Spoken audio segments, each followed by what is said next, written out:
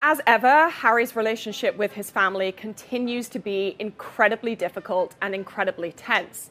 William and Charles have now reached the stage where they do not want to meet with Harry in private because they are so worried that what he might be told during those behind-the-scenes meetings will end up in a book, will end up in a documentary. King Charles breaking his silence on his, quote, frightening experience with cancer.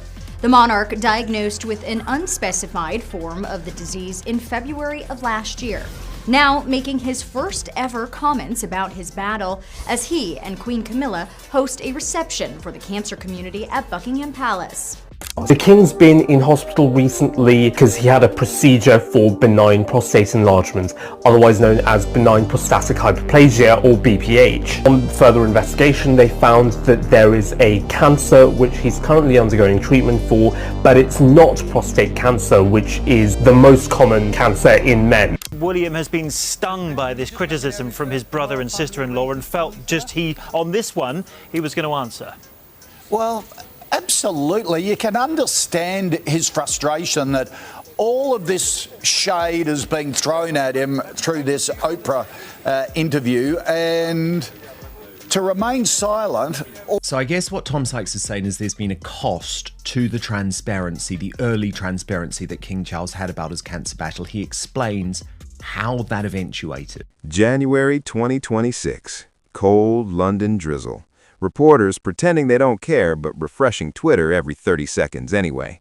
The monarchy, this ancient institution that somehow survived Henry VIII, Brexit, and Harry's memoir, is suddenly buzzing again. And the funny part? Nobody really knows what's happening. Yet. That's the hook. That's why royal watchers from LA to Leicester to Lagos are leaning in right now like, wait, what did we just witness? Because this story isn't just about handshakes and polite smiles. It's about power, succession, timing, health, and a family that specializes in pretending everything's fine until it definitely isn't. Let's rewind. Harry, bless him, hasn't helped the family peace situation. Insiders say William and Charles now avoid private meetings altogether, not because they don't care, but because they're convinced anything said behind closed doors ends up monetized 6 months later.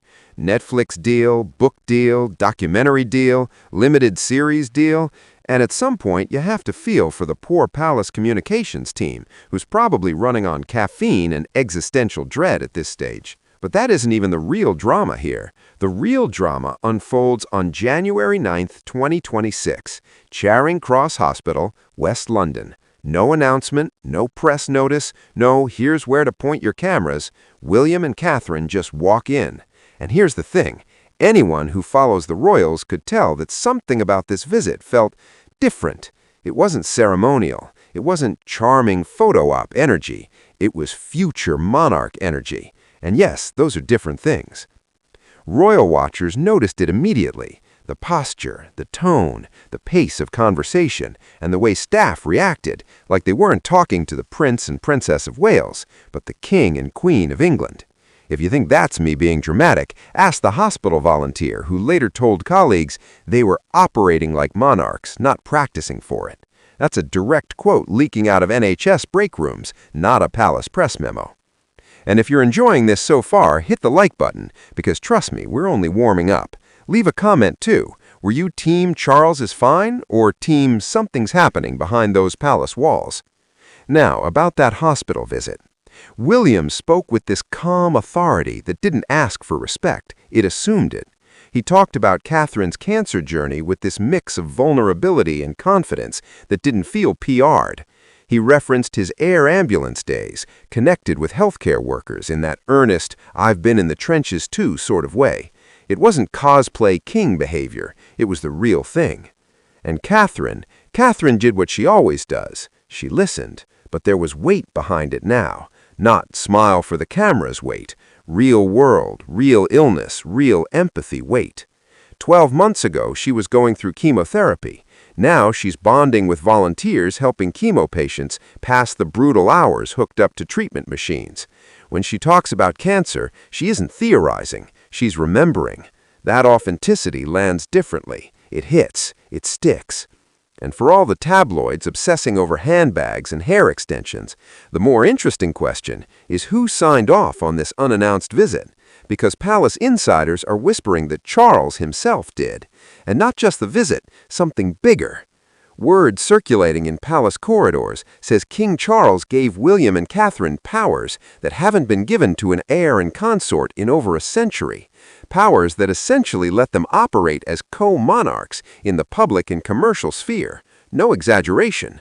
If you're into royal history, congrats, you're among the 5% that reads the footnotes. This hasn't happened since Queen Mary in the early 1900s, right before George V took the throne. And here's where the plot gets juicy. If a reigning monarch gives his heir co-monarch authority while he's alive, that's not symbolic. That's succession planning in real time. Monarchy soft launch, monarchy beta mode. Pick your metaphor. So naturally, people start asking the obvious question. Is Charles preparing us for something? Is his health worse than they're letting on? Because monarchy moves painfully slow under normal circumstances. The fact that we're seeing acceleration now, speed, momentum, delegation, means something changed the timeline. And quick pause, if you haven't subscribed yet, now's a good time. Royal Scandal YouTube is a small but passionate corner of the internet, and we love new chaos enthusiasts. Back to Charles. We've watched him fight cancer since 2025. He spoke publicly about it, something the monarchy historically avoids like the plague, and that vulnerability bought him enormous goodwill. But it also forced the palace to confront something they usually ignore: mortality. Charles is 77. He's working like a man determined to get his house in order before the next chapter begins. He did 500+ engagements last year while undergoing treatment. That's not a man strolling leisurely toward retirement. That's a man racing the clock. Insiders say he wants William and Catherine operating as monarch and consort long before the transition happens.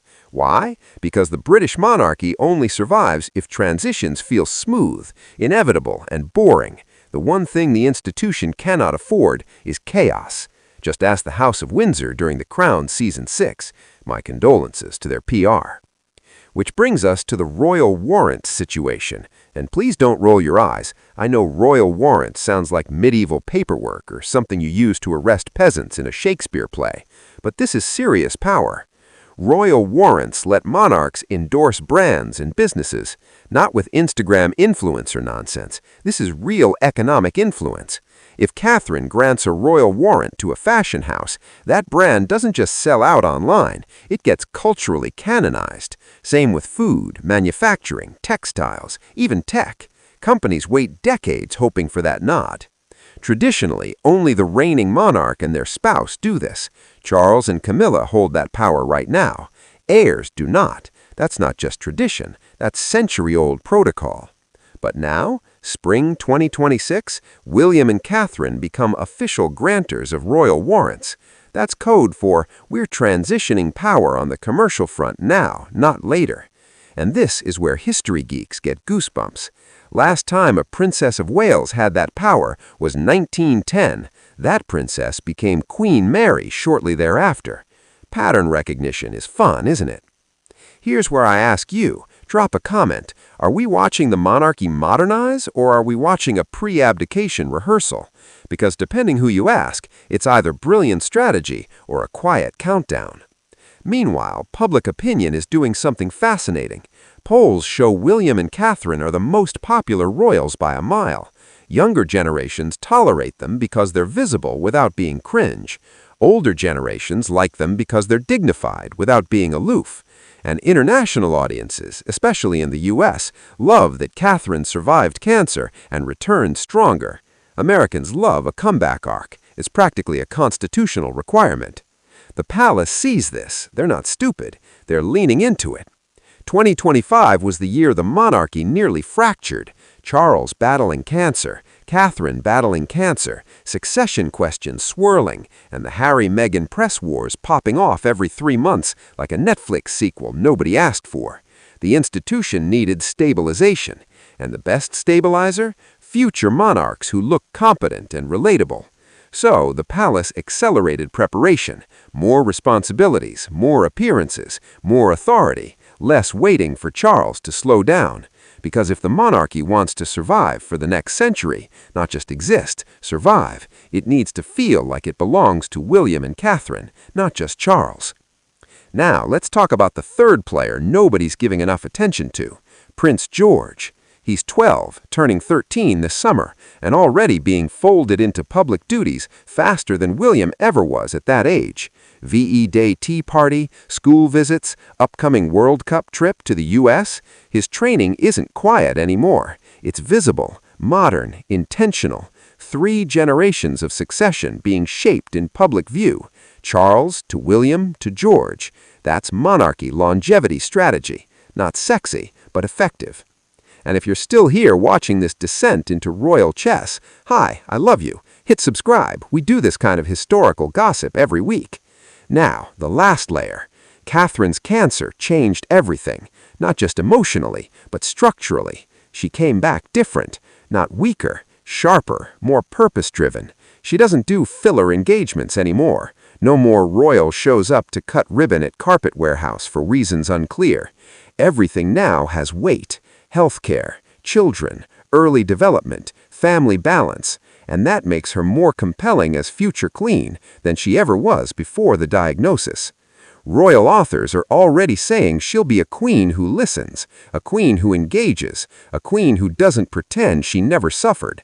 And that's the one thing the monarchy hasn't had in ages, relatability without scandal. So, what's the end game? Spring brings royal warrants, summer brings America and the World Cup, fall will likely bring more monarch-level appearances, and at some unknown point on the horizon, transition. Whether that transition is 5 years away or 5 months away, the palace is making sure the monarchy lands softly instead of crashing. Charles knows the clock, William knows the responsibility, Catherine knows the optics, and George, quietly, is learning the weight of a crown he won't wear for decades. If you made it this far, first of all, you're my favorite kind of nerd. Second, tell me in the comments, do you think Charles is preparing the public or preparing himself? Share this with someone who also follows royal drama way too closely. Like the video if you're into history masquerading as gossip, and subscribe because I promise the